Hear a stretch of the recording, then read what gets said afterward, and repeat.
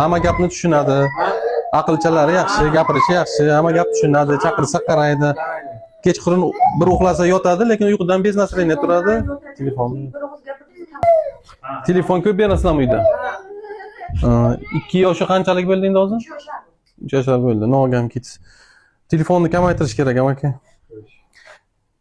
Birinchi muhitni taxlashimiz kerak-da, telefon, televizorni kamaytirishimiz kerak. Havo yaxshi, ko'chaga chiqarish kerak ko'proq, bolalar bilan o'ynashni ta'minlash kerak. Tushundingizmi?